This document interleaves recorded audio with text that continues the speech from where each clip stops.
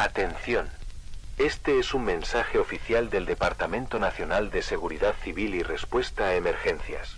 Le rogamos que permanezca en calma, escuche con atención y siga estrictamente las indicaciones. Repetimos, esto no es un simulacro. En las últimas 72 horas hemos registrado un fenómeno sin precedentes relacionado con gatos domésticos en múltiples regiones del país. Lo que comenzó como reportes aislados de comportamiento extraño se ha transformado en un patrón de alcance regional. Los incidentes están aumentando en frecuencia, complejidad y extensión geográfica. Nuestros registros oficiales indican que, hasta el momento, 22 distritos y 41 municipios han reportado casos. Los felinos involucrados presentan conductas que consisten en la imitación directa de acciones humanas, con una precisión y duración que no puede explicarse dentro del comportamiento animal normal. El primer caso confirmado fue recibido la mañana del lunes en Oak Ridge Lane, cuando Clara Peterson llamó a emergencias. Según relató, su gato gris, Milo, pasó más de una hora de pie sobre dos patas imitando cada movimiento suyo mientras preparaba el desayuno. Lo perturbador no fue únicamente la postura, sino la expresión del animal. Clara lo describió como un rostro atento, casi académico, como si estuviera estudiando cada gesto. Al final del episodio, Milo volvió a su conducta habitual sin signos de fatiga. Horas después, un reporte desde Ravenwood Oaks confirmó un caso más grave. Samuel Porter relató que su gata siamesa, Ivy, había copiado su postura frente al escritorio, imitando incluso bostezos y estiramientos. Lo alarmante ocurrió cuando Samuel se levantó. Ivy lo siguió caminando erguida con pasos torpes pero constantes, hasta detenerse en la cocina, apoyando sus patas sobre la mesa. Según su esposa Elena, la gata permaneció en esa posición mirando fijamente a Samuel por casi 15 minutos, como si esperara una orden. En North Hollow, Patricia Green reportó a la 1:47 de la madrugada haber visto a su gato Jasper acostado en su cama exactamente como ella dormía, de lado, cabeza sobre una prenda doblada, una pata bajo el mentón. Al sentarse sobresaltada, Jasper imitó su movimiento en sincronía. Cuando corrió al baño, el animal apareció detrás de ella frente al espejo, erguido, inclinando lentamente la cabeza como si practicara expresiones humanas. El martes al mediodía, en Hillside Town, la enfermera Caroline Lewis reportó que su gata Daisy intentaba manipular utensilios en la mesa del desayuno, repitiendo el gesto de masticar sin tener comida. Durante la tarde comenzó a modular sonidos con un ritmo similar al habla. Según el hijo de Caroline, Daisy lo saludó con un maullido áspero que imitaba su entonación. Más tarde, la gata apoyó la pata en su hombro y lo acarició con un movimiento cadencioso que imitaba una palmada de consuelo. En Brookhaven, el señor Edward Lawson describió cómo su gato Tom había empezado a imitar no solo sus movimientos, sino sus hábitos. Al leer el periódico, Tom arrastraba una revista y la sostenía entre las patas, moviendo la cabeza como si siguiera las líneas impresas. Durante los ejercicios de respiración matutinos, el animal expandía el torso en un ritmo que coincidía con la inhalación y exhalación de Edward. Por las noches, cuando encendía la radio, Tom se colocaba frente al aparato emitiendo sonidos acompasados con las voces humanas. Durante la tarde del miércoles se recibieron 24 llamadas consecutivas desde Lakewood Valley. Vecinos afirmaron que varios gatos del vecindario comenzaron a congregarse en los jardines y porches de las casas, permaneciendo erguidos durante largos periodos. Los testigos coincidieron en que los felinos no interactuaban entre sí, sino que miraban hacia las ventanas de las viviendas, observando fijamente a las personas dentro. En Silver Pine, un joven de 17 años grabó a su gata negra, Onyx, sentada en el sofá con un control remoto entre las patas. El vídeo muestra cómo el animal presiona botones al azar mientras observa la pantalla del televisor. Según el testimonio, cada vez que cambiaba de canal, la gata imitaba los movimientos de su dueño con precisión creciente. En Bestridge, la familia Holland informó que su gato atigrado, Leo, había comenzado a usar los escalones de la misma manera que ellos, subiendo y bajando de pie, apoyando una pata tras otra como un humano. Más tarde, lo encontraron en el pasillo intentando abrir la puerta del dormitorio, manipulando la manija con las patas delanteras mientras permanecía erguido. Con base en la recopilación de evidencia, hemos identificado 4 etapas progresivas del fenómeno. Etapa 1. Fijación ocular prolongada e imitación simple de posturas. Etapa 2. Copia avanzada, como caminar erguido, bostezar, vocalizar con ritmo humano o reproducir gestos emocionales. Etapa 3. Manipulación de objetos, imitación de rutinas completas, dormir en camas, sentarse en sillas, usar utensilios. Etapa 4. Conductas de observación prolongada, donde el gato permanece inmóvil estudiando intensamente a su dueño. Informes recientes sugieren la aparición de una etapa 5, en la cual los animales parecen anticipar movimientos humanos antes de que ocurran, como si predijeran acciones inmediatas. En varios casos, los gatos se levantaron y se dirigieron a otra habitación segundos antes de que sus dueños decidieran hacerlo. Recomendaciones oficiales. Se instruye a la población a seguir los siguientes protocolos. No interrumpa los episodios bruscamente. Los gatos no han mostrado agresividad, pero las reacciones ante una interrupción son impredecibles. Retírese con calma. Evite el contacto visual directo. No interactúe con el animal mientras esté erguido o imitando gestos. No responda a sonidos que imiten palabras. Aísle a niños y mascotas durante los episodios. Reporte cada caso al número de emergencias o acuda a la estación de policía más cercana. No intente transportar al animal usted mismo salvo que sea absolutamente necesario. Los datos más recientes indican que el fenómeno puede estar propagándose por imitación colectiva. Cámaras de seguridad han registrado grupos de gatos reunidos en espacios públicos, todos de pie, observando a los transeúntes sin moverse. En varias localidades, los animales fueron vistos manipulando manijas de puertas o persianas, permaneciendo frente a dormitorios durante la noche. Veterinarios de distintos condados han examinado a los animales afectados. Los resultados clínicos muestran que los gatos se encuentran en perfecto estado físico. No se detectan anomalías neurológicas ni infecciones visibles. Esto sugiere que el fenómeno no es de origen biológico común, sino posiblemente conductual o ambiental. Expertos en comportamiento animal han advertido que la imitación no parece aleatoria. Los gatos seleccionan gestos específicos relacionados con la vida cotidiana de sus dueños: comer, dormir, sentarse, leer, incluso intentar hablar. Según un equipo de psicólogos, esto puede considerarse un tipo de aprendizaje observacional acelerado, aunque no existe registro histórico de un fenómeno de tal magnitud en animales domésticos. Ciudadanos, recuerden que los periodos en los que su gato parece volver a la normalidad no significan recuperación. Los reportes sugieren que durante esos intervalos de aparente calma, cuando los animales parecen haber vuelto a la normalidad, en realidad no hay una recuperación. Por el contrario, todo indica que esos momentos representan una fase de asimilación silenciosa, en la cual los felinos procesan lo observado y lo incorporan como parte de un patrón cada vez más complejo. Testigos afirman que, tras estas pausas, los gatos regresan con conductas nuevas, más precisas, como si hubieran estado ensayando en secreto. Este boletín se repetirá cada 2 horas en esta frecuencia. Si no puede llamar por teléfono, acuda personalmente a la estación de policía o bomberos más cercana. Manténgase en alerta. No baje la guardia. Y recuerde, si observa que su gato lo imita, retírese inmediatamente. Lo que están aprendiendo a copiar podría ir más allá de simples gestos humanos.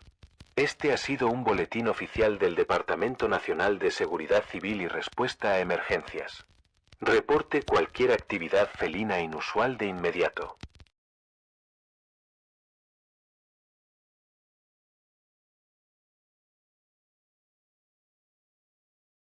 Esta es una emisión oficial del Departamento de Observación Anómala del Clima y la Realidad. Si estás oyendo esto, todavía estás en la parte del mundo donde advertir sirve para algo. A las 3:15 de la tarde, hora del este, se detectó un evento inusual sobre un pequeño asentamiento agrícola en el noroeste de Ohio. Los primeros reportes fueron confusos. Vecinos salieron al porche. Algunos se arrodillaron. Otros solo señalaron al cielo. No entendían lo que veían. El sol era demasiado brillante. No más cálido, solo más cercano. Y no estaba solo. Había otro. Un segundo sol. Inmóvil. Sin emitir calor. Sin proyectar sombra. Suspendido como si el cielo lo sostuviera por error. No giraba. No pulsaba, solo observaba. Los informes que siguieron fueron desconcertantes. El comportamiento humano empezó a fragmentarse. No todos a la vez. No con violencia. Al principio fueron microfracturas en la rutina diaria. Una mujer entró al supermercado, dejó su carrito en el pasillo de cereales, y se quedó mirando la pared durante 23 minutos. Un adolescente del colegio local se quitó los zapatos y se acostó sobre la carretera principal, sonriendo al cielo. Un vídeo titulado Tiene otra cara fue subido a una red poco conocida.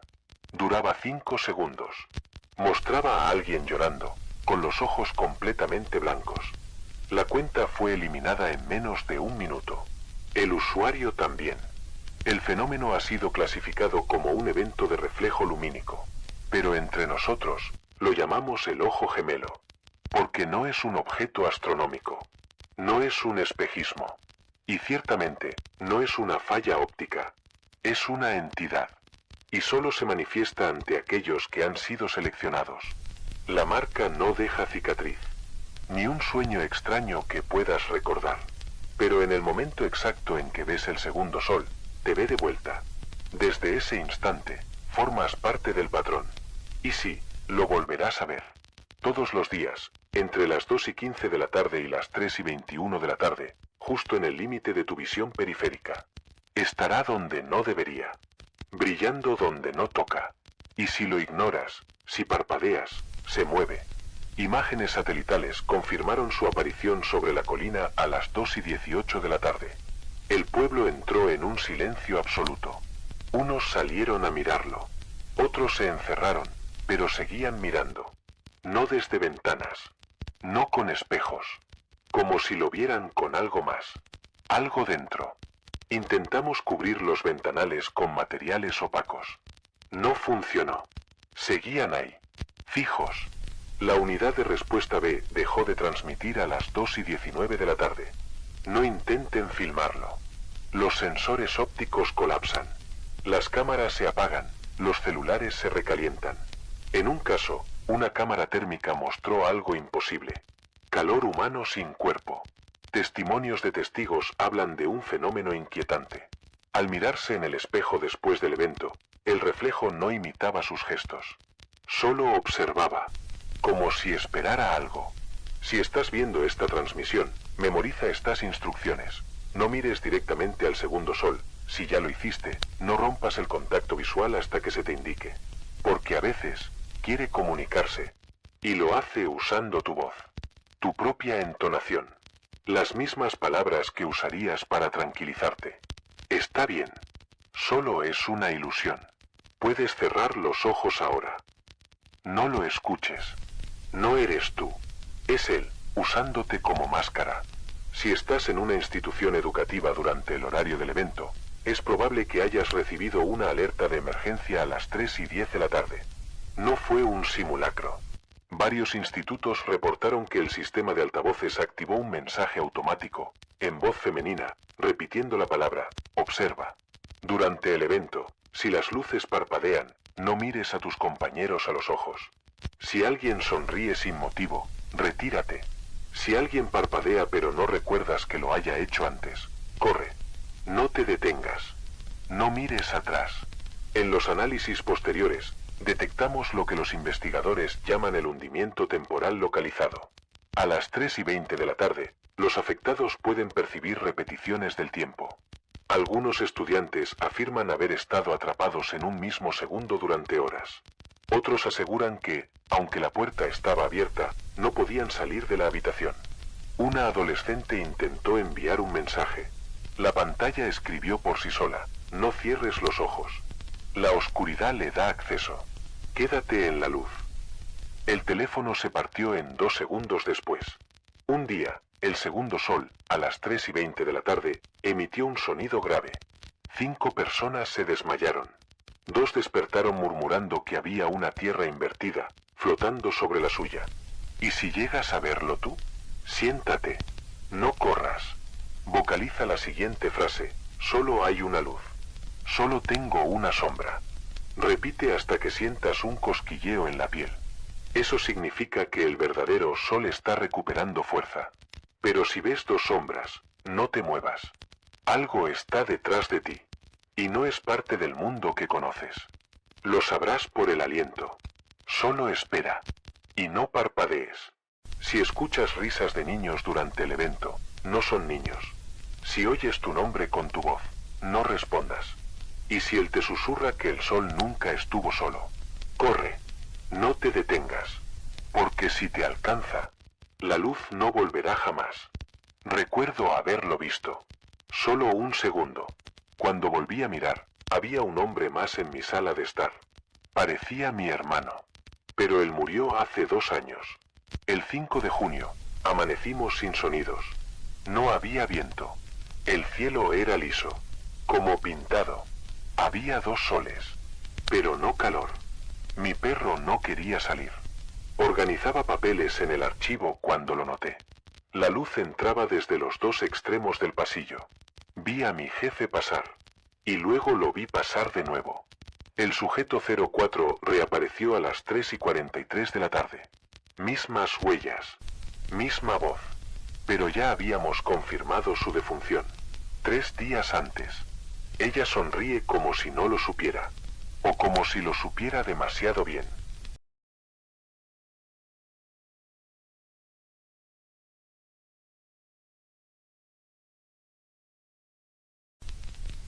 Si alguna vez entras a una clase nocturna y notas a un perro sentado en un pupitre vacío, resiste el impulso de actuar con normalidad. No le hables, no lo toques. Y lo más importante, nunca permitas que alguien lo marque en la lista de asistencia. Soy Daniel, son las 2:41 de la madrugada, y te hablo desde el estacionamiento húmedo del Instituto Técnico de Greyfield. El aire huele a lluvia estancada, pero lo que presencié esta noche no fue natural. Lo que ocurrió aquí cambia todo lo que creíamos entender sobre el fenómeno del perro que sonríe. Hasta hace poco, pensábamos que sus apariciones se limitaban a dormitorios estudiantiles. Casos aislados. Historias de jóvenes en residencias que hablaban de un perro que aparecía de la nada, sentado, observando, riendo. Pero hoy descubrimos que ese tiempo quedó atrás. El fenómeno ha comenzado a colonizar un nuevo territorio. Aulas nocturnas, centros comunitarios y programas de adultos. Déjame contarte lo que pasó en el aula 302. Margaret Allen es una mujer meticulosa. Lleva 11 años enseñando el curso nocturno de auxiliar clínico en Greyfield. Sus clases empiezan a las 9 de la noche y terminan a la 1 de la madrugada. Es de las que llega 20 minutos antes, prepara el material, coloca cada silla en su lugar. Conoce a sus estudiantes de memoria. El miércoles entró a clase y vio a 22 alumnos en sus sitios habituales. Pero en la silla número 12, la de Julián Ortega, había un Golden Retriever erguido, con la espalda recta y los ojos oscuros clavados en el pizarrón.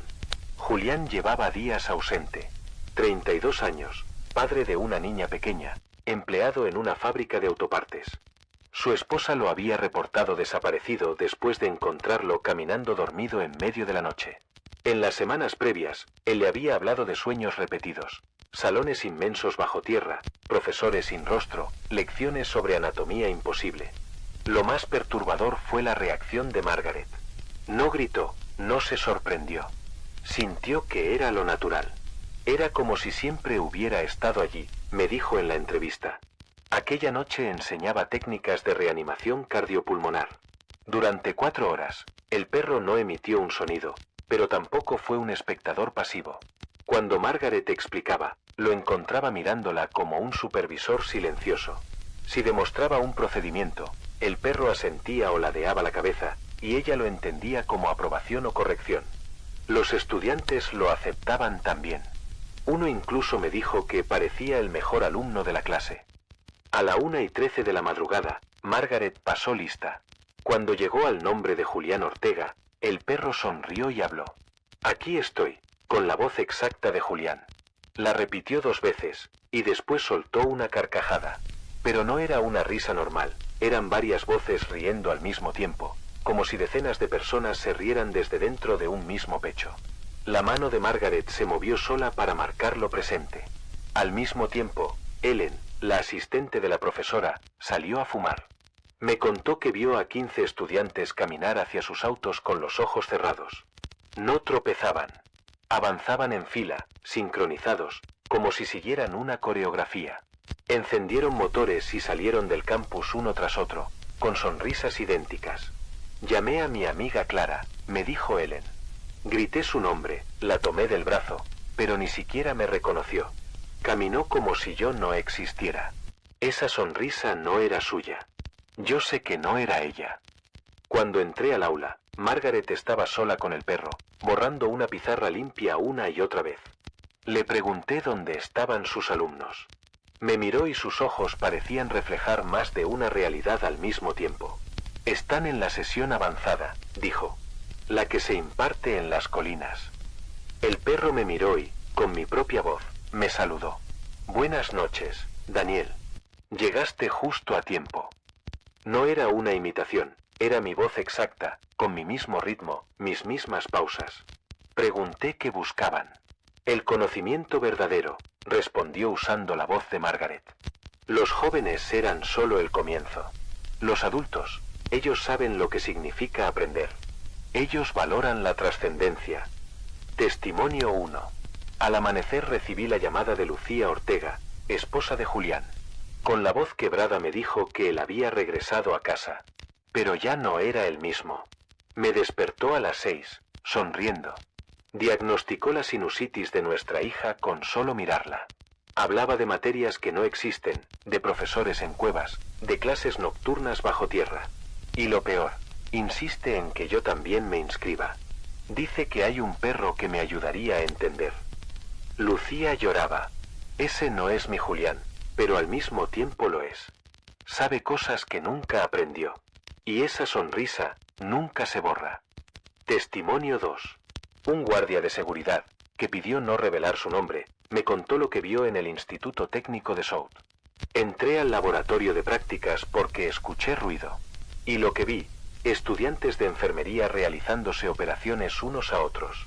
Pero no había sangre, no había heridas. Movían sus manos como cirujanos expertos, como si estuvieran operando órganos invisibles en otra dimensión. El perro estaba sentado en un estante, observando. Ladraba una vez cuando alguien cometía un error. Y los estudiantes corregían sin dudar. Testimonio 3. Recibí también la llamada de María López, madre de una estudiante de inglés como segunda lengua en el centro comunitario de Clearbrook. Mi hija volvió a casa hablando fluidamente 3 idiomas que no existen. Dice que aprendió en clase, con un perro que traducía.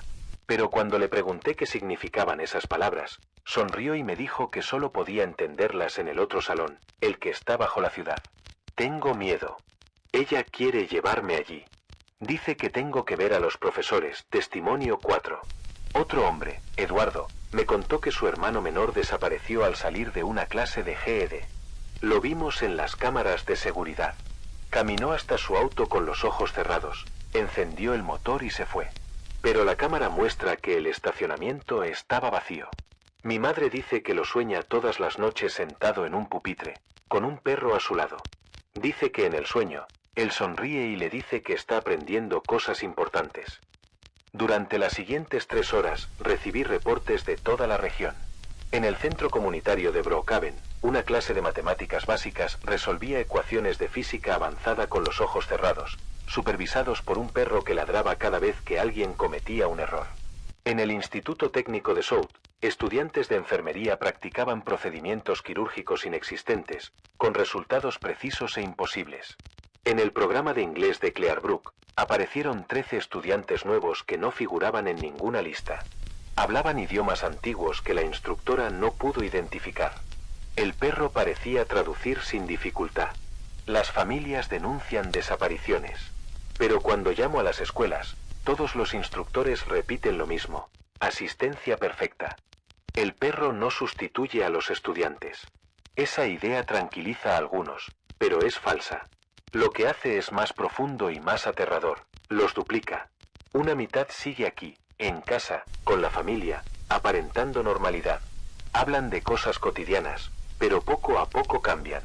Comienzan a introducir frases extrañas en la conversación, frases que no encajan. A veces susurran respuestas a preguntas que nadie ha hecho. Se detienen frente a espejos y sonríen como si alguien los estuviera observando desde el otro lado. La otra mitad, La otra mitad se sienta en aulas que no pertenecen a esta realidad. Pupitres alineados en túneles subterráneos, pizarras que brillan sin tiza ni marcador, profesores invisibles que corrigen con un gesto, y siempre, siempre, un perro presidiendo la clase. Allí estudian con los ojos cerrados, repiten mantras en lenguas extintas, aprenden procedimientos que ningún humano debería conocer. Lo que antes tardaba semanas en consolidarse, ahora ocurre en cuestión de días. El ciclo se acelera. Y lo que nadie quiere decir en voz alta es esto: el día de la graduación se acerca. ¿Qué significa la graduación? Nadie lo sabe con certeza. Algunos creen que será el momento en que los duplicados crucen definitivamente al otro lado, dejando tras de sí cuerpos huecos que solo imitan a las personas que fueron. Otros piensan que la graduación no será un fin, sino un comienzo, la inauguración de una nueva sociedad, mitad aquí, mitad allá, con el perro como instructor supremo. He escuchado teorías aún más oscuras.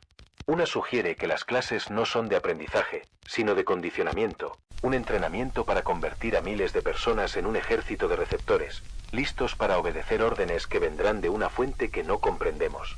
Otra teoría plantea que la graduación será un sacrificio colectivo disfrazado de ceremonia académica, una ofrenda masiva de conciencias humanas a algo que se oculta detrás de los Golden Retrievers. Lo único seguro es que cada lección es un paso más. Cada sonrisa es un sello. Cada pase de lista abre una puerta. Señales en los estudiantes. Si asistes a clases nocturnas, hay señales que no debes ignorar. Primero, el silencio sincronizado. Cuando todos los estudiantes escriben al mismo ritmo, cuando las hojas crujen al unísono, cuando los bolígrafos parecen moverse como agujas de un mismo reloj. Segundo, la sonrisa fija. Esa sonrisa que aparece incluso cuando el tema es sombrío, cuando se discuten emergencias médicas o matemáticas complejas. Una expresión que no corresponde a la situación, pero que todos empiezan a compartir. Tercero, el vacío de las respuestas. Cuando alguien levanta la mano y responde a la perfección algo que nunca estudió. Cuando un compañero que apenas sabía multiplicar resuelve ecuaciones imposibles. Cuando un alumno que nunca habló inglés fluido empieza a recitar textos en idiomas olvidados. Si notas alguna de estas señales, cuidado. La siguiente etapa es la duplicación. Y cuando ocurre, ya no hay vuelta atrás. Señales en los duplicados en casa. Pero no solo ocurre en el aula. Quienes regresan a casa traen la marca consigo. Sus ojos permanecen abiertos más tiempo del normal, como si no necesitaran parpadear tanto. A veces murmuran frases durante el sueño, frases que parecen parte de una clase. Se despiertan cansados pero con una energía extraña, como si hubieran trabajado toda la noche, y aún así, quisieran seguir aprendiendo. Y lo más inquietante, se obsesionan con reclutar. Insisten en que los demás deben inscribirse, repiten nombres de cursos que no aparecen en ningún registro, mencionan colinas, cuevas, profesores invisibles, y siempre, un perro que les enseñará lo esencial. He recibido reportes que van más allá de las escuelas. En la biblioteca de Eastmore, un grupo de adultos mayores que asistía a un club de lectura comenzó a leer en voz alta un libro que no existía. Todos tenían los ojos cerrados y pasaban páginas invisibles al mismo tiempo.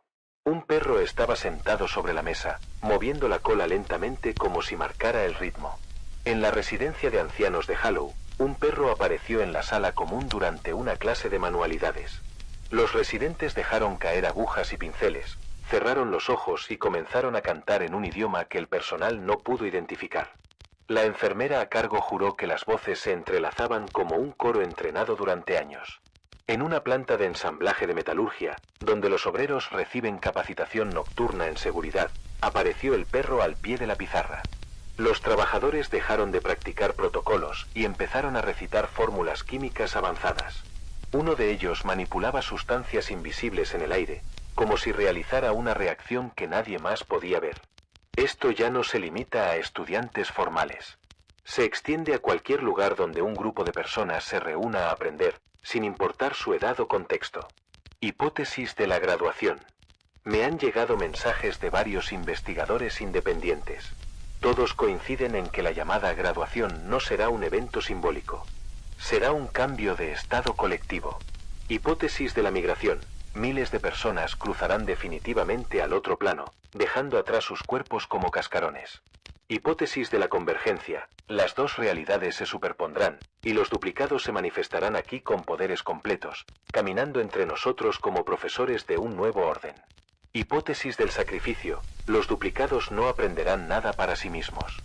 Son simplemente energía almacenada para alimentar algo más grande que se esconde detrás de los perros.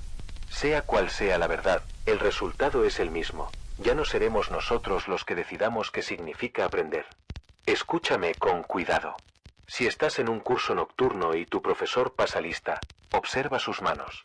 Si tiembla al marcar un nombre, si parece obligado, deténlo. Si un compañero empieza a sonreír demasiado, hazle una pregunta simple. Pregúntale cuál fue su desayuno. Si responde con evasivas o con frases extrañas, ya no es solo tu compañero. Si ves un perro sentado en un pupitre, no lo reconozcas. No lo nombres. No lo marques como presente. Y si un ser querido empieza a hablar de cursos en colinas, de maestros que enseñan en cavernas, de libros que no existen en ninguna biblioteca, puede que ya no esté aprendiendo en este mundo. Soy Daniel Reed, transmitiendo desde Greyfield. Lo repito, vigila a los tuyos. Pregunta siempre dónde estudian realmente. Revisa los papeles de inscripción, escucha sus relatos de sueños, mira sus sonrisas. El conocimiento más peligroso no es el que ignoras.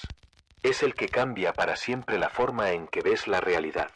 Es el que aparece disfrazado de clase nocturna, de curso inocente, de una hoja de asistencia. Es el que sonríe desde un pupitre vacío, esperando a que alguien lo marque presente. Mantente despierto. Mantente alerta. Y nunca olvides que las clases ya comenzaron, te hayas inscrito o no. Clase terminada.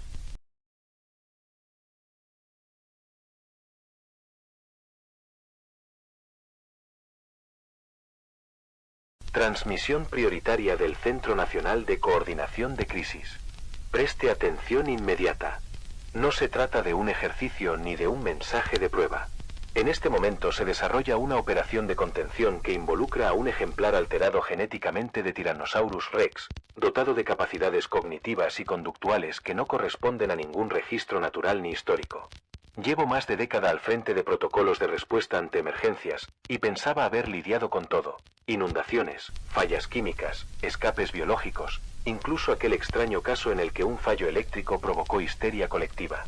Nada de eso se compara con lo que está ocurriendo ahora mismo en Arden Falls.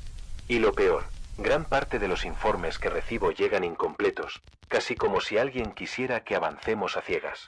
En solo 2 días hemos documentado un patrón inquietante. Visitantes de Jurassic Kingdom aseguran haber escuchado las voces exactas de personas fallecidas, llamándolos por su nombre. Las descripciones son consistentes y siempre apuntan a la misma zona: el perímetro conocido como dominio de cazadores, hábitat del T-Rex principal del parque.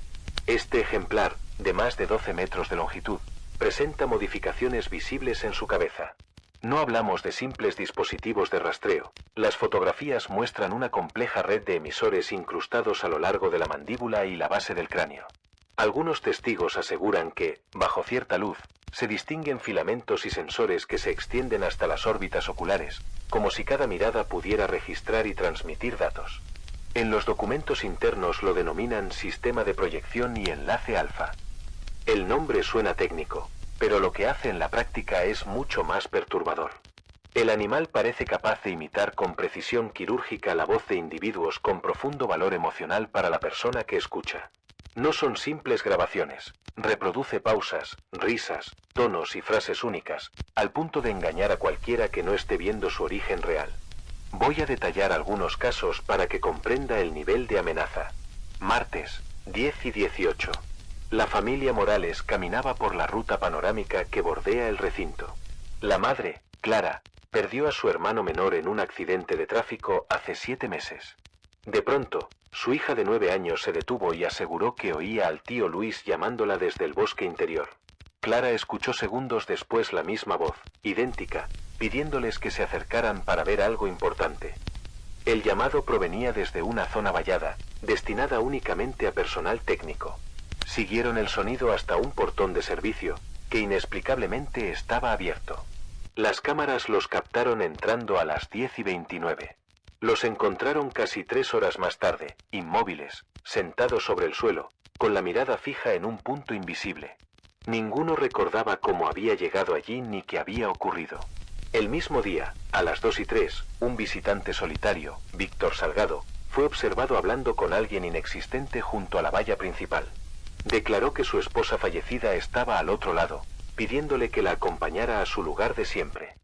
La supuesta voz mencionó detalles íntimos de un viaje que ambos hicieron años atrás, datos imposibles de obtener por fuentes externas. Salgado se adentró siguiendo la voz durante 50 minutos. Seguridad lo halló cerca de un almacén en desuso, llorando y repitiendo que ella estaba allí, hace un momento. El miércoles, poco antes del cierre, un grupo de adolescentes informó haber escuchado múltiples voces distintas, todas fingiendo ser personas fallecidas de su entorno. No se conocían entre sí, pero cada mensaje incluía recuerdos o expresiones privadas que solo el verdadero difunto habría sabido. Los chicos describieron también un leve temblor en el pecho, como si un sonido muy bajo vibrara en el aire. Los análisis confirmaron emisiones de baja frecuencia, similares a las que usan algunos depredadores para desorientar a sus presas. He intentado acceder a los registros completos de este animal, pero la información está clasificada por seguridad corporativa. Es la primera vez que algo así me impide actuar con total conocimiento en un caso de riesgo para civiles. Nuestro equipo ha identificado 3 fases claras. Fase 1. Contacto auditivo inicial, con la voz de un ser querido fallecido llamando desde un área no autorizada. Fase 2. Manipulación afectiva, aportando detalles precisos que aumentan la credibilidad y empujan a la víctima a acercarse. Fase 3. Desplazamiento dirigido, donde la persona avanza hacia zonas restringidas con pasos firmes, como si siguiera un plan trazado por alguien que conoce cada rincón del lugar. Si vas a visitar Arden Falls, recuerda estas pautas. No respondas a ninguna voz de alguien que haya muerto. Si un acompañante afirma oírla, manténlo bajo vigilancia física. Nunca te separes del grupo ni abandone los senderos oficiales. Si despierta o se encuentra en un área prohibida sin recordar cómo llegó, llama de inmediato a seguridad. Si detectas un dinosaurio con modificaciones tecnológicas visibles, evita mirarlo directamente o escuchar sus vocalizaciones. El T-Rex está perfeccionando sus tácticas. Ahora emplea el sistema de altavoces del parque, proyectando las voces a mayor distancia y alcanzando más personas a la vez. La doctora en etología aplicada, Sofía, asegura que el patrón de emisiones coincide con estrategias de coordinación en depredadores alfa, pero amplificado y modificado para explotar respuestas emocionales humanas. Según ella, el animal ajusta su comportamiento según la personalidad y estado anímico de cada objetivo. El caso más reciente fue esta mañana. Una pareja escuchó la voz de su hijo, muerto en un operativo militar, llamarlos desde la zona de investigación. La voz mencionó datos de su unidad que jamás fueron divulgados públicamente. La administración ha cerrado varias áreas, pero lo anuncia como trabajos rutinarios, ocultando la naturaleza real del peligro. Si ha sufrido una pérdida reciente, posponga su visita. El trauma que provoca esta experiencia puede ser devastador incluso si no hay contacto físico. Lo que oye no es la persona que perdió, es un depredador que usa su dolor para atraerlo. Habla Max, del Centro de Coordinación de Alertas. Continuaremos informando mientras las líneas sigan abiertas. Manténgase en grupo, mantenga la calma y recuerde, la mentira más efectiva se construye sobre la verdad más íntima. Este T-Rex sabe usar su amor como anzuelo. Si escucha la voz de alguien que ya no está, no la siga.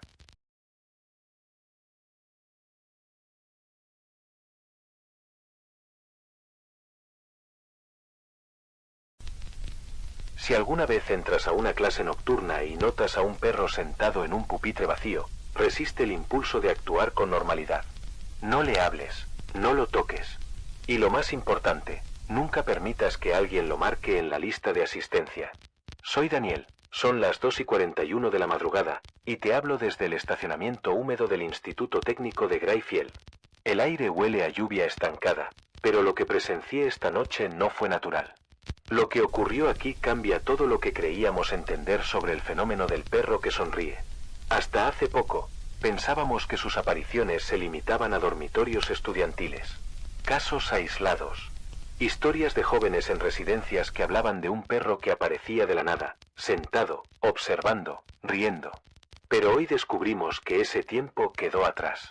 El fenómeno ha comenzado a colonizar un nuevo territorio: aulas nocturnas, centros comunitarios y programas de adultos. Déjame contarte lo que pasó en el aula 302. Margaret Allen es una mujer meticulosa. Lleva 11 años enseñando el curso nocturno de auxiliar clínico en Greyfield. Sus clases empiezan a las 9 de la noche y terminan a la 1 de la madrugada. Es de las que llega 20 minutos antes, prepara el material, coloca cada silla en su lugar. Conoce a sus estudiantes de memoria. El miércoles entró a clase y vio a 22 alumnos en sus sitios habituales. Pero en la silla número 12, la de Julián Ortega, había un Golden Retriever erguido, con la espalda recta y los ojos oscuros clavados en el pizarrón. Julián llevaba días ausente. 32 años, padre de una niña pequeña, empleado en una fábrica de autopartes. Su esposa lo había reportado desaparecido después de encontrarlo caminando dormido en medio de la noche. En las semanas previas, él le había hablado de sueños repetidos, salones inmensos bajo tierra, profesores sin rostro, lecciones sobre anatomía imposible. Lo más perturbador fue la reacción de Margaret. No gritó, no se sorprendió. Sintió que era lo natural. Era como si siempre hubiera estado allí, me dijo en la entrevista. Aquella noche enseñaba técnicas de reanimación cardiopulmonar. Durante 4 horas, el perro no emitió un sonido, pero tampoco fue un espectador pasivo. Cuando Margaret explicaba, lo encontraba mirándola como un supervisor silencioso. Si demostraba un procedimiento, el perro asentía o ladeaba la cabeza, y ella lo entendía como aprobación o corrección.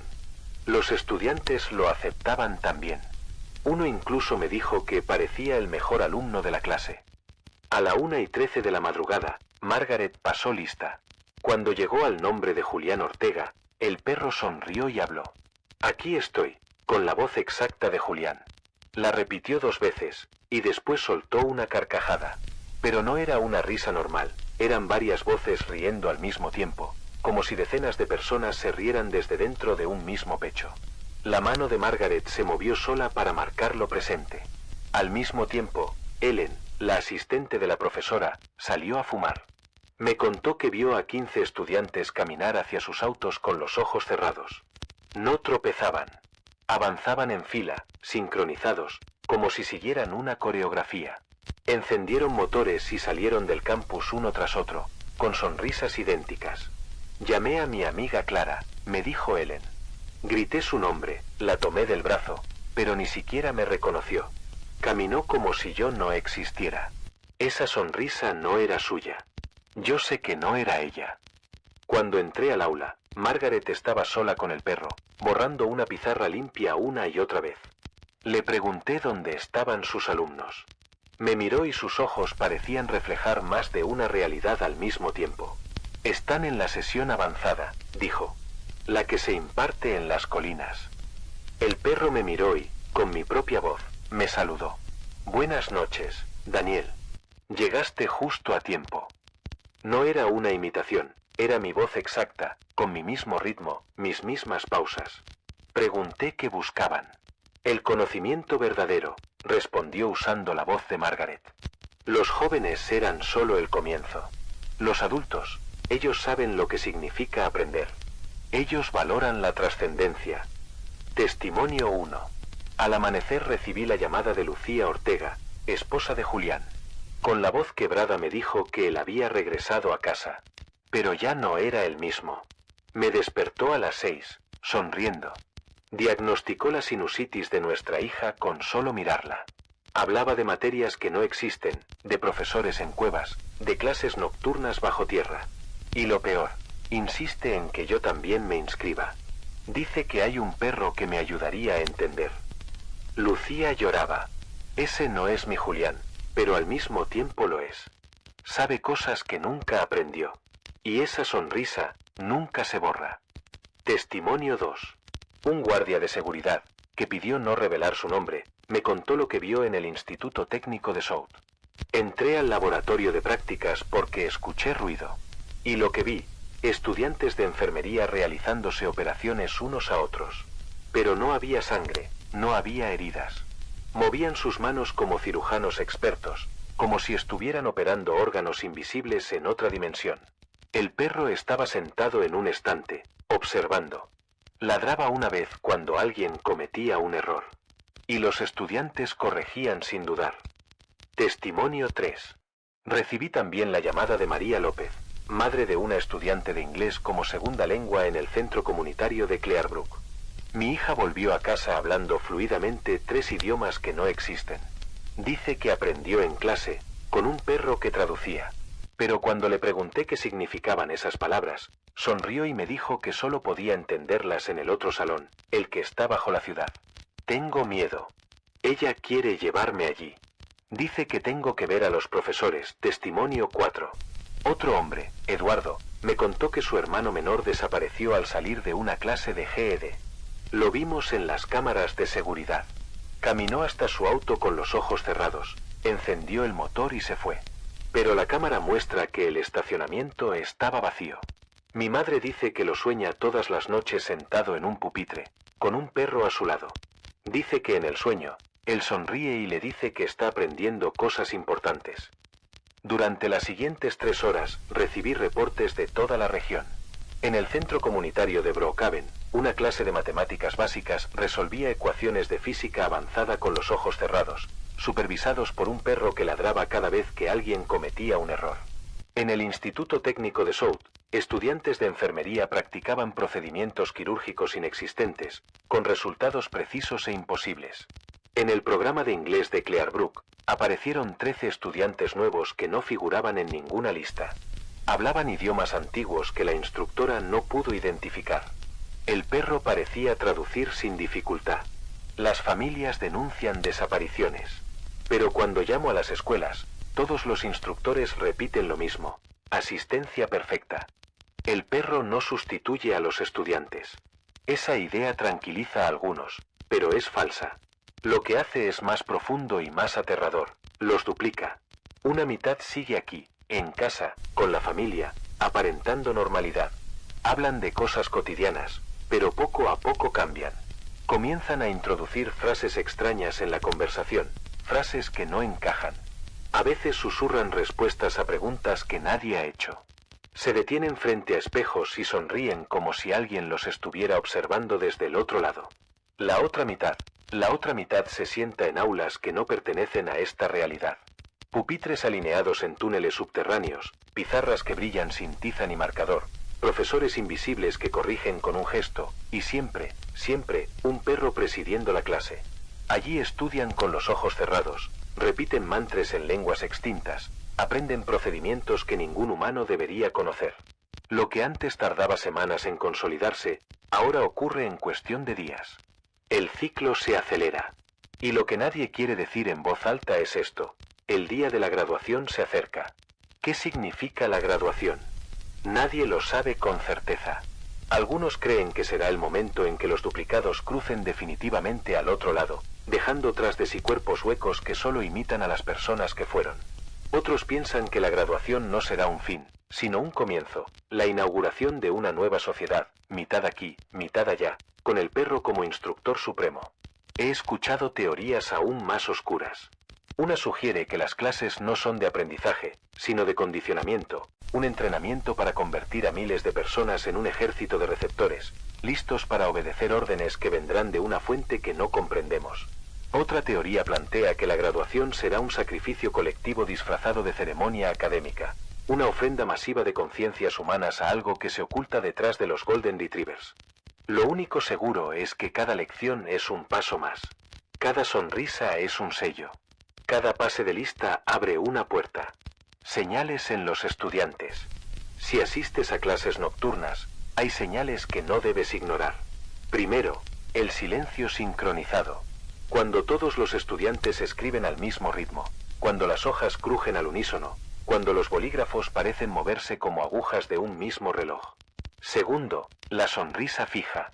Esa sonrisa que aparece incluso cuando el tema es sombrío, cuando se discuten emergencias médicas o matemáticas complejas. Una expresión que no corresponde a la situación, pero que todos empiezan a compartir. Tercero, el vacío de las respuestas. Cuando alguien levanta la mano y responde a la perfección algo que nunca estudió. Cuando un compañero que apenas sabía multiplicar resuelve ecuaciones imposibles. Cuando un alumno que nunca habló inglés fluido empieza a recitar textos en idiomas olvidados. Si notas alguna de estas señales, cuidado. La siguiente etapa es la duplicación. Y cuando ocurre, ya no hay vuelta atrás. Señales en los duplicados en casa. Pero no solo ocurre en el aula. Quienes regresan a casa traen la marca consigo. Sus ojos permanecen abiertos más tiempo del normal, como si no necesitaran parpadear tanto. A veces murmuran frases durante el sueño, frases que parecen parte de una clase. Se despiertan cansados pero con una energía extraña, como si hubieran trabajado toda la noche, y aún así, quisieran seguir aprendiendo. Y lo más inquietante, se obsesionan con reclutar.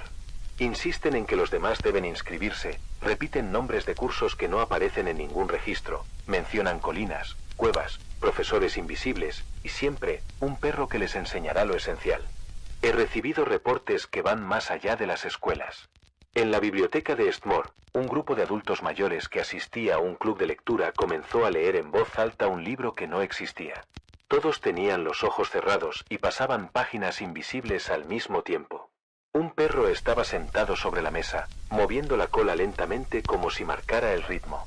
En la residencia de ancianos de Hallow, un perro apareció en la sala común durante una clase de manualidades. Los residentes dejaron caer agujas y pinceles, cerraron los ojos y comenzaron a cantar en un idioma que el personal no pudo identificar. La enfermera a cargo juró que las voces se entrelazaban como un coro entrenado durante años. En una planta de ensamblaje de metalurgia, donde los obreros reciben capacitación nocturna en seguridad, apareció el perro al pie de la pizarra. Los trabajadores dejaron de practicar protocolos y empezaron a recitar fórmulas químicas avanzadas. Uno de ellos manipulaba sustancias invisibles en el aire, como si realizara una reacción que nadie más podía ver. Esto ya no se limita a estudiantes formales. Se extiende a cualquier lugar donde un grupo de personas se reúna a aprender, sin importar su edad o contexto. Hipótesis de la graduación. Me han llegado mensajes de varios investigadores independientes. Todos coinciden en que la llamada graduación no será un evento simbólico. Será un cambio de estado colectivo. Hipótesis de la migración. Miles de personas cruzarán definitivamente al otro plano, dejando atrás sus cuerpos como cascarones. Hipótesis de la convergencia. Las dos realidades se superpondrán, y los duplicados se manifestarán aquí con poderes completos, caminando entre nosotros como profesores de un nuevo orden. Hipótesis del sacrificio. Los duplicados no aprenderán nada para sí mismos. Son simplemente energía almacenada para alimentar algo más grande que se esconde detrás de los perros. Sea cual sea la verdad, el resultado es el mismo. Ya no seremos nosotros los que decidamos qué significa aprender. Escúchame con cuidado. Si estás en un curso nocturno y tu profesor pasa lista, observa sus manos. Si tiembla al marcar un nombre, si parece obligado, deténlo. Si un compañero empieza a sonreír demasiado, hazle una pregunta simple. Pregúntale cuál fue su desayuno. Si responde con evasivas o con frases extrañas, ya no es solo tu compañero. Si ves un perro sentado en un pupitre, no lo reconozcas. No lo nombres. No lo marques como presente. Y si un ser querido empieza a hablar de cursos en colinas, de maestros que enseñan en cavernas, de libros que no existen en ninguna biblioteca, puede que ya no esté aprendiendo en este mundo. Soy Daniel Reed, transmitiendo desde Greyfield. Lo repito, vigila a los tuyos. Pregunta siempre dónde estudian realmente. Revisa los papeles de inscripción, escucha sus relatos de sueños, mira sus sonrisas. El conocimiento más peligroso no es el que ignoras. Es el que cambia para siempre la forma en que ves la realidad. Es el que aparece disfrazado de clase nocturna, de curso inocente, de una hoja de asistencia. Es el que sonríe desde un pupitre vacío, esperando a que alguien lo marque presente. Mantente despierto. Mantente alerta. Y nunca olvides que las clases ya comenzaron, te hayas inscrito o no. Clase terminada.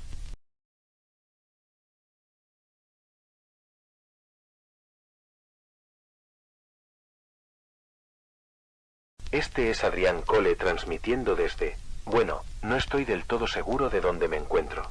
La criatura, llamémosla Elías, me arrastró hasta una especie de complejo de investigación olvidado, en lo profundo de los bosques sombríos de Ashford. Han pasado unas 12 horas desde que logramos escapar del escuadrón de limpieza enviado por la corporación, y empiezo a entender la magnitud de la infección que se ha infiltrado en mi organismo. Mi brazo izquierdo está completamente entumecido, pero eso no es lo peor. Lo insoportable es que puedo escucharlos. A todos ellos. Cada una de las bestias mejoradas de la red de Helix parloteando en frecuencias que desgarran mi cráneo. Es como tener decenas de estaciones de radio encendidas al mismo tiempo dentro de tu cabeza. Excepto que esas emisoras transmiten los pensamientos de depredadores moldeados en laboratorios.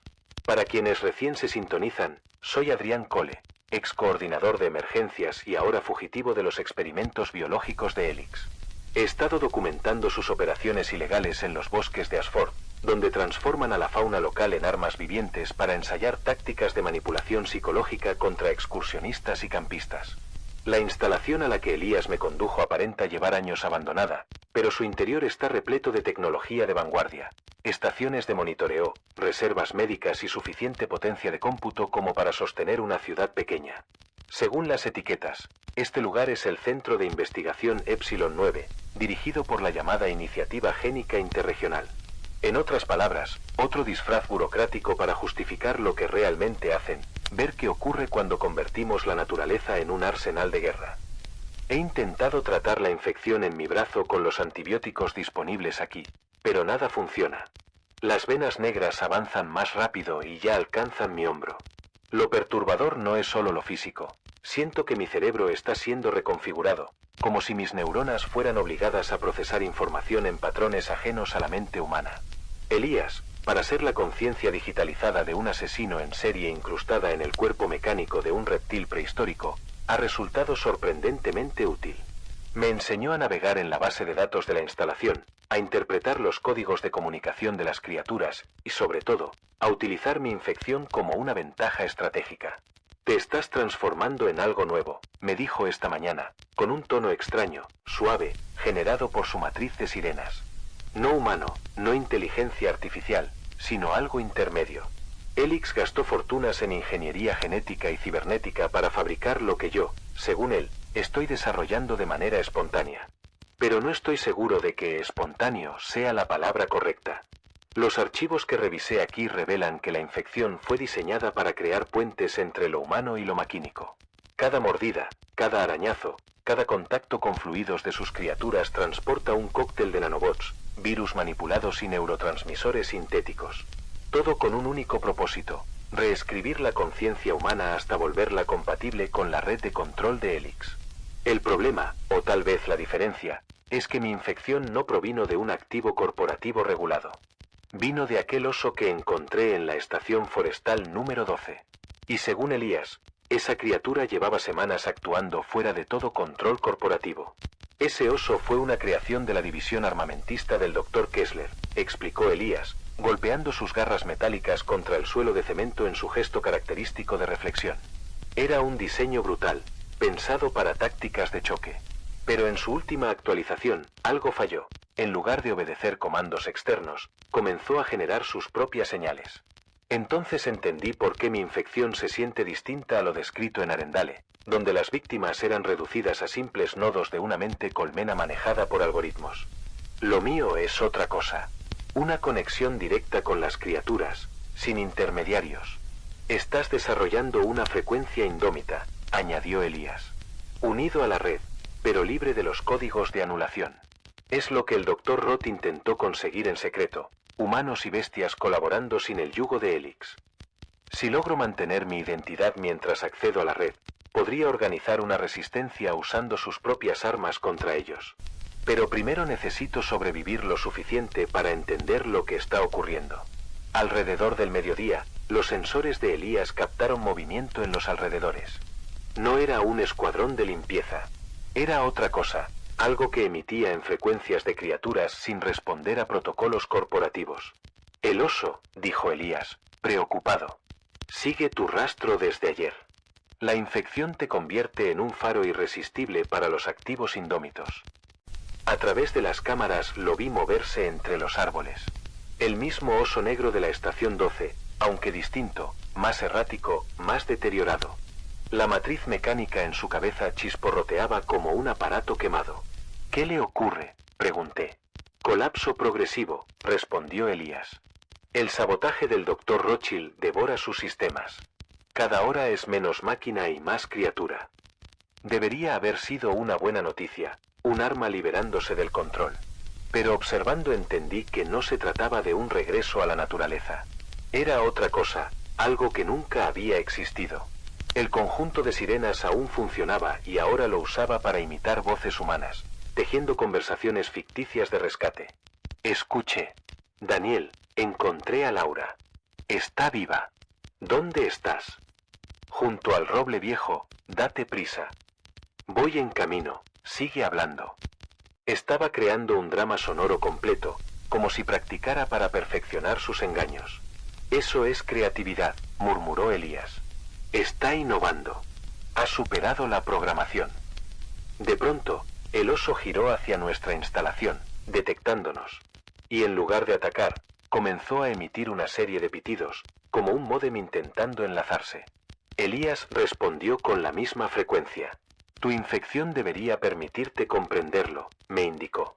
Cerré los ojos y dejé que los pulsos atravesaran mi sistema nervioso. Al inicio solo era estática, pero luego surgieron emociones. El oso estaba solo. Esa amalgama de metal y carne sentía soledad. Quiere unirse a nosotros, dije. Elías me advirtió sobre la imprevisibilidad de los indómitos, pero ya me dirigía hacia la puerta principal. Mi brazo infectado latía como si reconociera a un aliado. Abrí y salí. El oso emergió del bosque, chisporroteando. Cuando me miró, me envió una avalancha de recuerdos. Su creación, sus primeras órdenes, sus cacerías, pero también su despertar, su fuga y la angustia de vagar en aislamiento. Comprendí que no solo se volvía consciente, estaba adquiriendo algo muy parecido a humanidad. Todos estamos cambiando, dije, mirando a Elías y al oso. Ni humanos, ni máquinas, ni animales. Algo nuevo. Y Elix ni lo sospecha, añadió Elías. Entonces la radio crepitó. Una voz desconocida emergió de una frecuencia encriptada. Adrián Cole, habla la doctora. Lucía Herrera, ex jefa de logística en Elix. Marina me dio tu canal antes de morir. Si escuchas esto, significa que la infección avanzó lo suficiente para conectarte con nosotros. ¿Cuántos somos?, pregunté. Más de lo que Elix imagina. Humanos infectados, criaturas indómitas, incluso empleados arrepentidos. Hemos formado una resistencia. ¿Qué necesitan de mí? Información. Estás en zona primaria. Debemos saber qué planean, cuántos activos despliegan y cómo acelerar los protocolos de sabotaje de Rothschild. Miré a Elías y al oso. Los dos aguardaban expectantes. Puedo ayudar, respondí. Pero necesito saber, ¿hay forma de volver atrás? Un silencio prolongado. Luego, la voz de Herrera, cargada de pesar. No, Adrián. No existe retorno. Estamos mutando hacia algo sin precedentes. La cuestión es qué haremos con ello. Observé mi brazo ennegrecido, ya irreconocible. Debería sentir terror. En cambio, una extraña esperanza me invadió. Detendremos a Elix, dije. A todos los que crean que pueden jugar a ser dioses. Entonces, bienvenido a la resistencia, contestó Herrera. Tu verdadera misión acaba de empezar.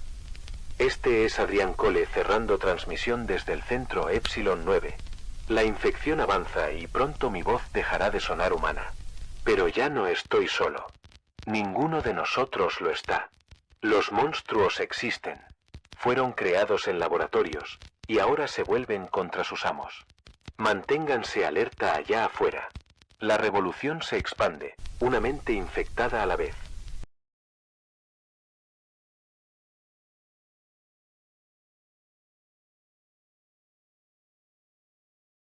Atiendan con calma, pero sin distracciones.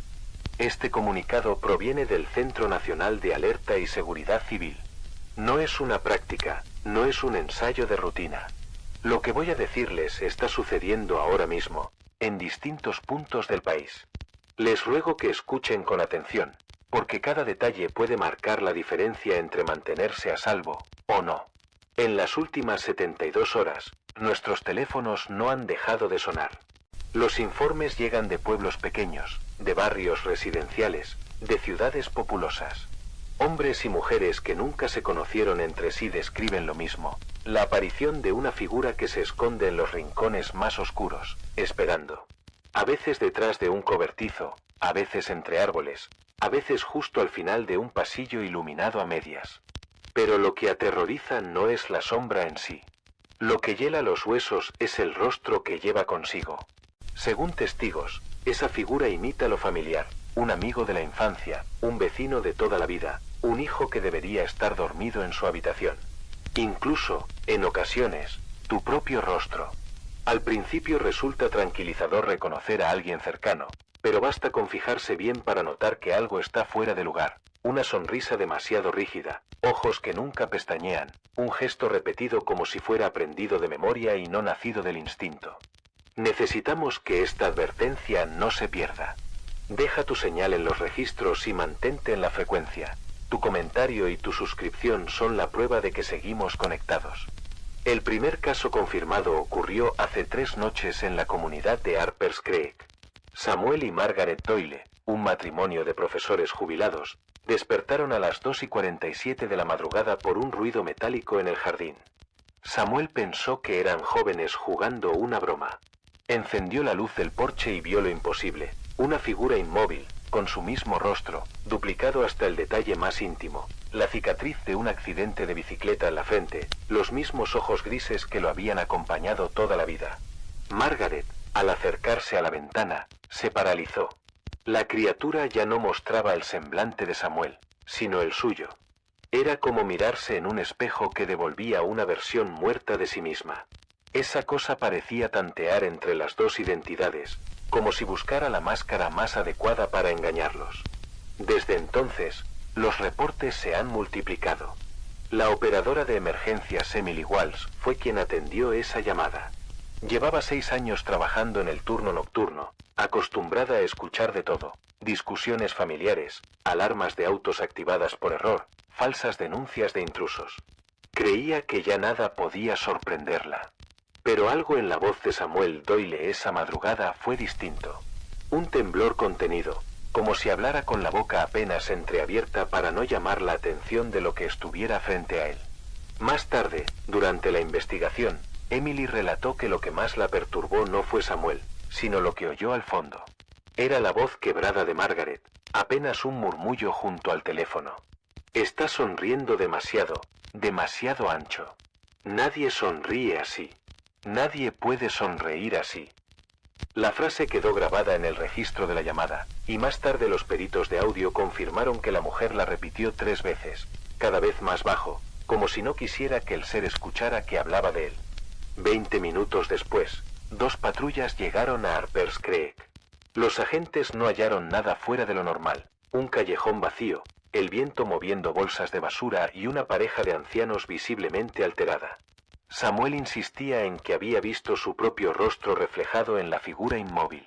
Margaret lloraba, señalando el rincón detrás de los contenedores, como si aún pudiera verlo allí, observándolos. El reporte oficial se cerró como una falsa alarma. Los oficiales escribieron un informe rutinario y continuaron con sus rondas. Lo que no sabían, lo que nadie podía sospechar en ese momento, era que esa noche había marcado el inicio de algo mucho más grande. La segunda noche no fue un alivio. Al contrario, lo que ocurrió entonces confirmó que lo de la víspera no había sido un accidente aislado ni un mal sueño colectivo. Entre el anochecer y el amanecer, la central recibió 17 llamadas. 17 hogares distintos, repartidos en barrios y pueblos que nada tenían en común, salvo una misma descripción escalofriante. Todos hablaban de lo mismo. Una figura quieta, oculta entre sombras, observando. Pero lo más inquietante era el disfraz que elegía cada vez. No se trataba de caras inventadas al azar, ni de rostros desconocidos que uno pudiera descartar como extraños. No. Cada testigo aseguraba reconocer a alguien concreto. Un hermano perdido en la infancia, una abuela enterrada décadas atrás, un hijo que ya no vivía en casa, Y en los peores relatos, la propia copia del denunciante, un doble perfecto, congelado en la oscuridad. Entre todas las llamadas, hubo una que sobresalió de inmediato. Fue la de Agnès, una anciana de 83 años que habitaba sola una casa estrecha en Willow. Sus vecinos la consideraban excéntrica, pero inofensiva. Hablaba con los gatos callejeros, guardaba cuadernos llenos de cartas que nunca enviaba y decía que el silencio de la madrugada tenía respiración propia. Por eso, cuando su llamada entró al 911 poco después de las 11, los despachadores no se apresuraron a mandar refuerzos. Lo que Agnès relató aquella noche se transformó, con el tiempo, en un archivo obligatorio para el entrenamiento de nuevos operadores. No porque pudiera explicarse, sino porque era imposible encajarlo en lo humano. Según contó entre jadeos, estaba frente al espejo del baño, terminando su rutina de siempre, cuando algo extraño llamó su atención. No fue un sonido, sino un movimiento mínimo en el reflejo. El pasillo, que debía verse vacío a su espalda, tenía ahora una silueta, la de su hijo Mark, muerto hacía más de 6 años en un derrumbe de mina. Agnès se giró de inmediato. El pasillo estaba desierto, iluminado por la tenue lámpara que siempre dejaba encendida para orientarse de noche. Pero al volver los ojos al espejo, él seguía allí, más nítido que antes, más cerca de la puerta. Su ropa estaba intacta, sus manos manchadas de polvo seco, y su rostro, idéntico al último día que ella lo había visto con vida. La operadora le pidió que mantuviera la calma, que describiera con detalle lo que veía. En la grabación, la voz de Agnès se quiebra mientras afirma que su hijo intentaba hablarle, aunque los labios no seguían el ritmo de las palabras. La voz, decía ella, parecía salir desde el vidrio mismo, vibrando como un eco atrapado. Y entonces se oye con claridad en la cinta: «Mamá, déjame volver. Llevo demasiado tiempo esperando aquí». El tono no era el de un joven, sino más grave, áspero, como si alguien hubiera forzado la garganta de otro para emitir esas palabras. Aún así, Agnès insistía en que era Mark, que lo reconocía más allá de toda duda.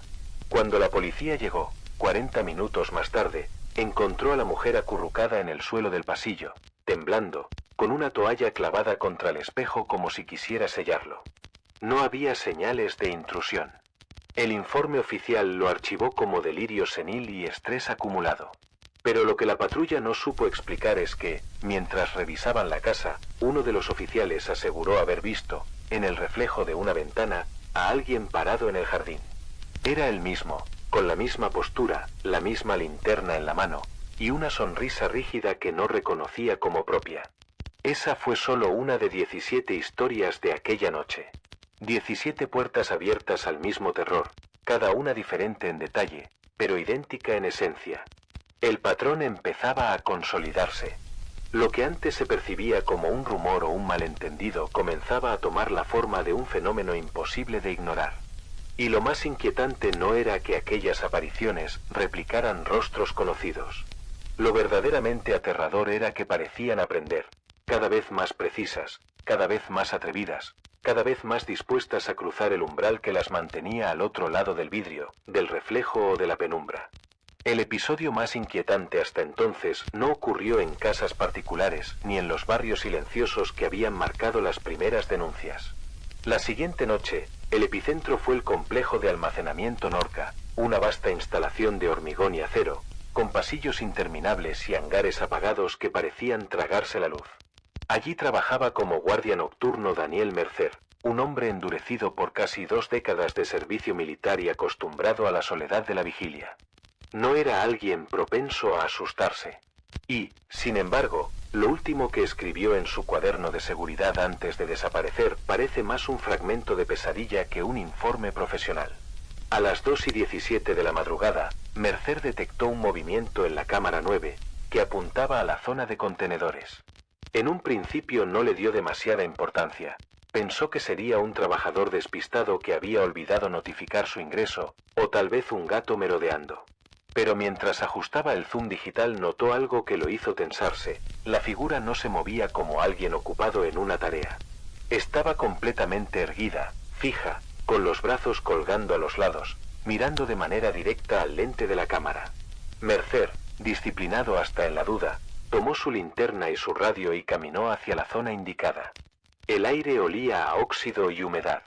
Los focos del perímetro chisporroteaban como si dudaran en iluminar lo que tenían delante. No había nadie. Sin embargo, cuando informó a su compañero en la sala de control para que verificara la transmisión en vivo, la respuesta lo dejó helado. Daniel, sigo viendo la figura en pantalla. Exactamente en el punto donde dices que estás parado.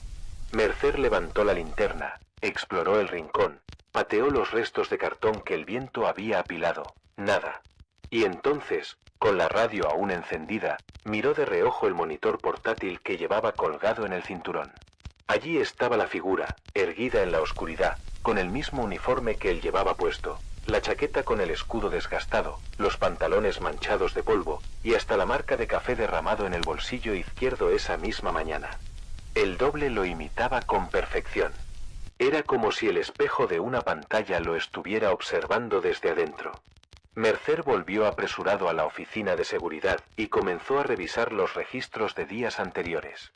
Lo que descubrió lo condujo a un abismo de paranoia que se reflejaba en la caligrafía cada vez más errática de sus anotaciones. La silueta llevaba semanas apareciendo en las grabaciones, desplazándose de cámara en cámara, pero siempre ajustando su rostro y su uniforme para coincidir con quien estuviera mirando en ese momento. El guardia de turno diurno lo había visto con sus propios rasgos, sin sospechar nada extraño. Ahora, Mercer lo contemplaba a través de múltiples pantallas, y en todas ellas era su propio reflejo el que lo observaba desde el otro lado. Durante las siguientes horas, su registro pasó de frases meticulosas a garabatos frenéticos. Se anticipa a mis movimientos. No imita, perfecciona. Cada vez se parece más. En algún punto escribió algo que más tarde se convertiría en material de análisis para los investigadores. No es una copia, es un relevo. Está esperando a que me canse, a que me rinda, para ocupar el lugar que le corresponde. Cada noche aprende un poco más de mí. La última señal de vida de Mercer quedó registrada a las 6:43 de la mañana. Su radio transmitía un zumbido extraño, como un silbido entrecortado que no coincidía con ninguna frecuencia conocida. En el monitor principal, la grabación muestra a un hombre caminando por el pasillo hacia la cámara, con paso firme, directo, sin titubeos. Mismo uniforme, misma altura, misma cicatriz en la ceja izquierda. Pero las marcas de tiempo revelaron un detalle imposible. A esa hora, Daniel Mercer ya no estaba en el edificio. Lo único que se encontró de él fue su cuaderno de notas abierto, con la última frase escrita de manera desesperada, casi ilegible. Ya no me está copiando. Está terminando de ser yo. Debes comprender algo que hemos aprendido con dolor y con miedo. Esto que nos acecha no actúa al azar. Sigue un proceso, un ciclo, como si fuera un ritual cuidadosamente ensayado. Y conocer sus pasos puede marcar la diferencia entre resistir o convertirte en otra de sus máscaras. La primera fase es el presagio. Es el murmullo antes de la tormenta, un cambio tan sutil que casi podrías descartarlo. No eres tú quien lo nota primero, son los seres más sensibles de la casa. Los perros comienzan a deambular en círculos cerca de las puertas, con las orejas tensas y los colmillos descubiertos hacia la nada. Los gatos se esconden en los rincones más profundos, como si quisieran desaparecer dentro de la madera. Incluso los pájaros del vecindario callan de pronto, dejando un vacío extraño en el aire, un silencio que pesa más que cualquier ruido. Y si prestas atención a la tecnología que te rodea, también allí deja huellas. Cámaras que parpadean, vídeos que se repiten como si la realidad tartamudeara, timbres que graban rostros borrosos, duplicados, imposibles. La segunda fase es la presencia. Aquí la oscuridad empieza a moverse de manera incorrecta.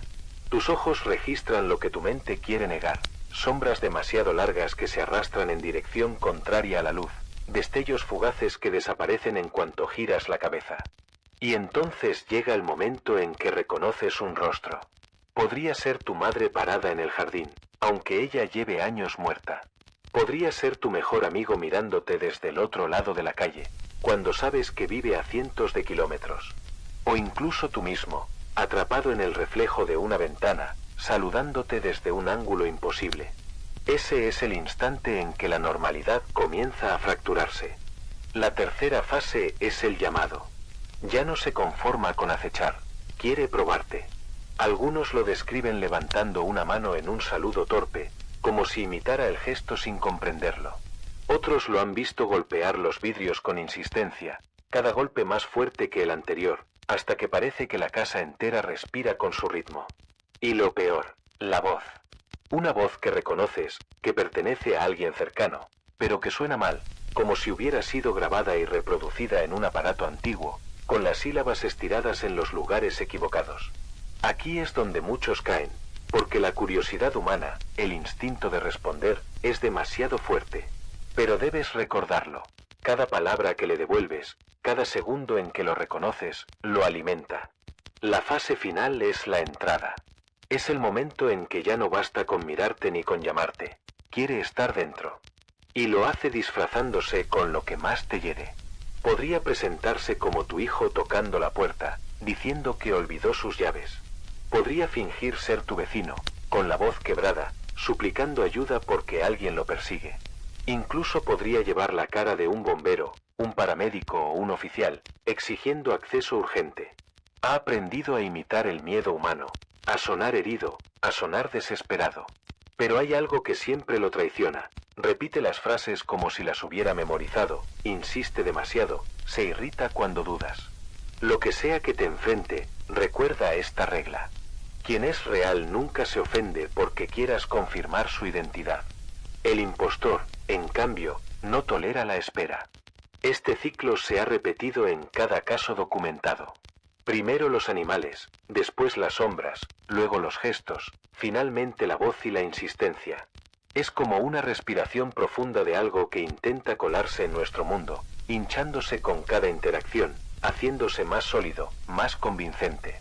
Y cuando el ciclo se completa, ya no hay marcha atrás. Algunos desaparecen sin dejar rastro.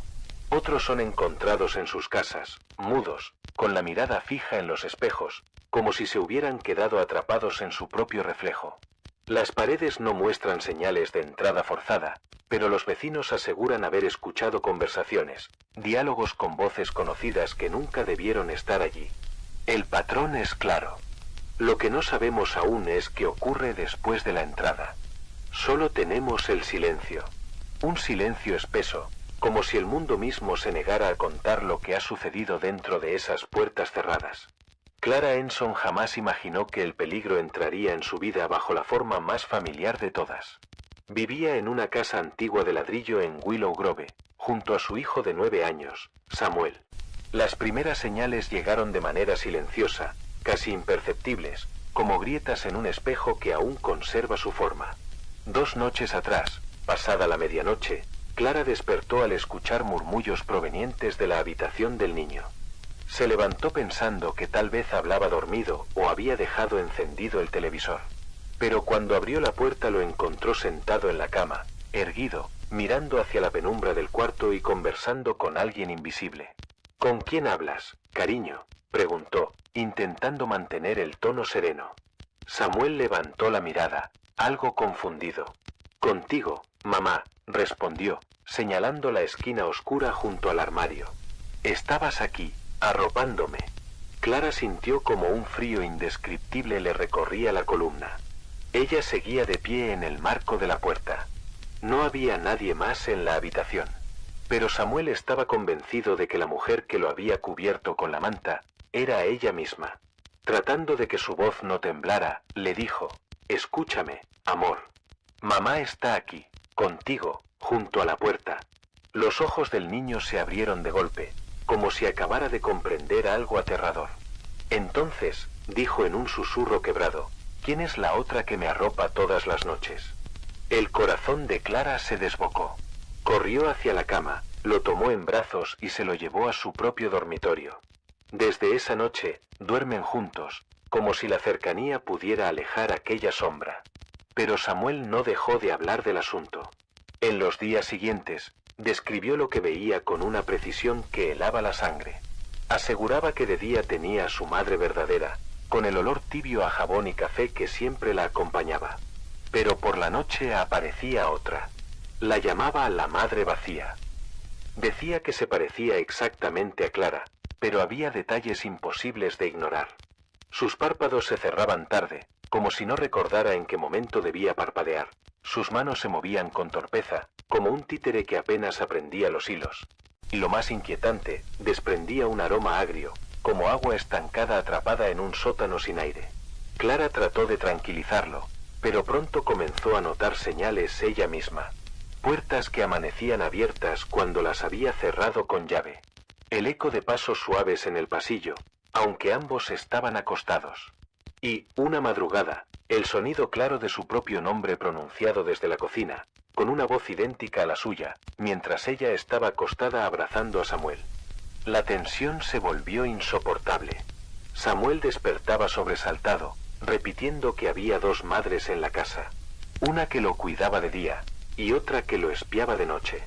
Decía que la madre vacía lo observaba desde el marco de la puerta, sonriendo demasiado tiempo, esperando a que él se durmiera para ocupar el lugar de la verdadera. Clara comenzó a dejar luces encendidas en cada habitación, como si la claridad pudiera ahuyentarla. Incluso colocó un crucifijo sobre la cabecera de la cama y un cuenco con agua bendita en el pasillo, aunque nunca había sido religiosa. Pero nada cambió. Samuel aseguraba que la presencia seguía allí, de pie en la oscuridad, paciente, repitiendo los gestos de su madre con una precisión cada vez más inquietante. En su interior, Clara empezó a preguntarse lo que temía admitir. ¿Y si aquella cosa no estaba imitando? ¿Y si solo estaba practicando, esperando el momento en que pudiera reemplazarla por completo? El inspector Malcolm fue asignado a investigar un caso en Ravenel, una calle tranquila de las afueras que rara vez aparecía en los informes policiales. Con 20 años de experiencia en el cuerpo, había visto de todo: riñas en bares, ajustes de cuentas, escenas de homicidios brutales. Nada lo impresionaba fácilmente. Dreyer era conocido entre sus compañeros por su calma metódica, su forma de diseccionar la evidencia como si cada crimen fuera un rompecabezas que tarde o temprano debía encajar. Entró en el caso con ese mismo escepticismo frío, pero esa seguridad duró menos de una hora. La familia afectada, los Alborsen, le entregó la grabación de su cámara de seguridad instalada en el porche. El archivo mostraba el momento exacto en que llamaron a emergencias, 2:51 de la madrugada. Allí se veía claramente una silueta, de pie bajo la luz anaranjada de una farola. En la primera revisión parecía solo un intruso más, alguien que no quería ser reconocido. Pero Dreyer decidió reproducirlo en cámara lenta, cuadro por cuadro. Y lo que vio allí lo dejó helado. La figura no producía sombra alguna.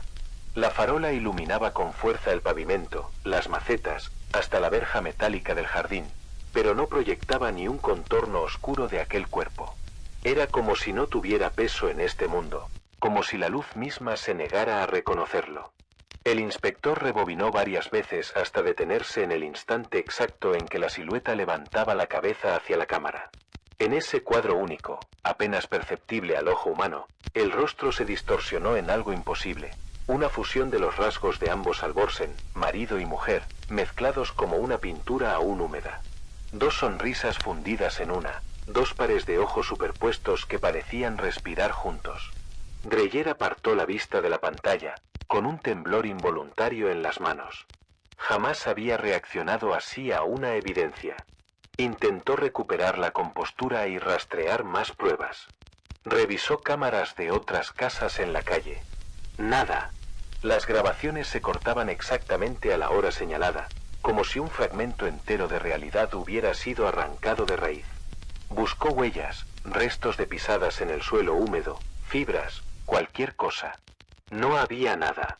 Cada hilo que intentaba seguir se desvanecía en la nada, como si alguien hubiese limpiado meticulosamente la escena antes incluso de que ocurriera. Pero al indagar en archivos antiguos descubrió algo peor. Reportes similares se remontaban meses atrás, visiones nocturnas, figuras idénticas a miembros de la familia, intrusos imposibles de atrapar. Todos los casos habían sido archivados como errores, alucinaciones, bromas pesadas. Dreyer comenzó a atar cabos y lo que emergía era un patrón inquietante, demasiado preciso para ser ignorado. El inspector no pudo soltarlo. Comenzó a pasar las noches en vela, volviendo una y otra vez a Ravenil, estacionando frente a la casa de los Alborsen, convencido de que algo lo observaba desde la penumbra. Sus compañeros notaron el cambio, su voz se volvió más áspera, sus informes más caóticos, llenos de tachaduras y frases a medio terminar. En el margen de una de sus libretas escribió: «No es un hombre, no es un disfraz, es una memoria que aprende a caminar». Su último contacto con la central fue un mensaje de voz dejado a las 3:27 de la madrugada, apenas coherente. La grabación aún se conserva. «No es humano. No me importa lo que diga el jefe. Lo vi en el vidrio de mi coche, me estaba mirando desde dentro. Y me saludó. Con mi propia mano. No vuelvo a esa calle. No vuelvo a ningún sitio. Creo que ya me ha seguido hasta aquí». Después de esa noche, Dreyer no regresó al trabajo. Su coche fue encontrado en la entrada de su casa, con las llaves aún en el contacto y la puerta del conductor entreabierta. Los vecinos juran verlo cada mañana en su patio trasero. Dicen que pasa horas con la pala en la mano, cavando hoyos y luego tapándolos con la misma calma, una y otra vez, como si buscara algo enterrado o como si quisiera ocultar lo que ha sacado de la tierra. No responde a quienes lo llaman por su nombre. No voltea la cabeza. Solo sigue cavando, con movimientos monótonos, hasta que el sol desaparece y el jardín queda cubierto de sombras. Si alguna vez percibes este fenómeno, debes entender algo esencial. Tu reacción será tu arma más fuerte o tu condena más rápida.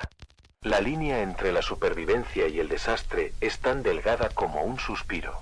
Estas son las reglas que, según los pocos que aún pueden contarlo, se deben seguir al pie de la letra. Primera regla: no respondas. Por instinto, tu cuerpo querrá fijar la mirada, tus labios querrán preguntar quién eres. Pero ahí está la trampa. Esa simple chispa de reconocimiento es lo que alimenta a lo que está frente a ti.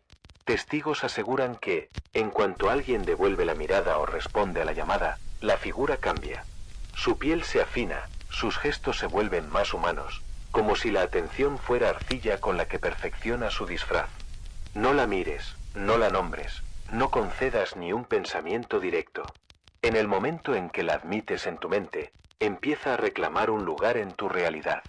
Segunda regla: protege tu espacio. Piensa en tu hogar como en un recipiente frágil lleno de calor humano.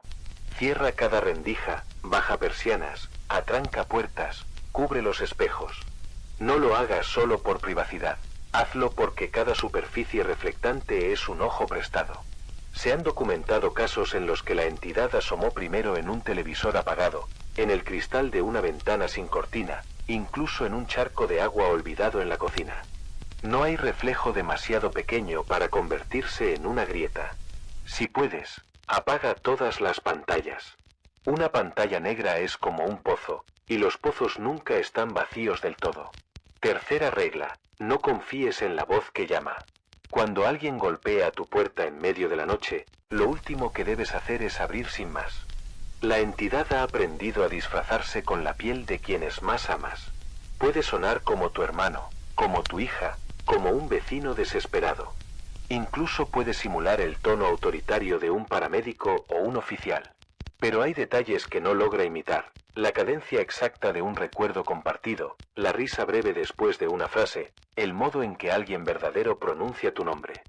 Haz preguntas que nadie más pueda responder. Llama al teléfono personal de la persona que dice ser. Una voz real comprenderá tus dudas. Una voz falsa se irritará, repetirá frases, se tambaleará en su propia máscara. Cuarta regla: registra, pero nunca revises solo. Es natural querer pruebas. Instalar cámaras, anotar horarios, grabar sonidos. Hazlo, pero no caigas en la tentación de revisar esas pruebas en solitario. Quienes lo han hecho describen un mismo fenómeno. Las grabaciones no son iguales para todos. Dos personas mirando el mismo archivo han descrito cosas distintas. Para uno, el pasillo está vacío. Para otro, la figura sonríe, inmóvil, en el mismo rincón. Es como si la entidad eligiera qué mostrarle a cada mente, adaptando la ilusión a las grietas de su miedo. Jamás enfrentes esa elección sin otro testigo a tu lado. Estas no son simples recomendaciones, son fronteras. Cada regla que rompes abre un portón. Cada descuido es una invitación que la entidad sabe aprovechar. Quienes han sobrevivido lo explican de manera sencilla. Lo único que quiere es que lo reconozcas. Una vez que lo haces, deja de ser un extraño y empieza a ser parte de tu mundo. Imagina un fuego. Mientras lo ignores, arde pequeño, titubeante, en la lejanía. Pero si te acercas, si le das oxígeno, crecerá hasta consumirlo todo. Así funciona esto. Y nunca olvides la advertencia más antigua. No es solo un imitador, es un relevo. No se conforma con parecerse a ti o a los tuyos. Desea ocupar el lugar que dejes vacío, aunque sea por un instante de descuido. Hemos intentado todo lo que estaba a nuestro alcance.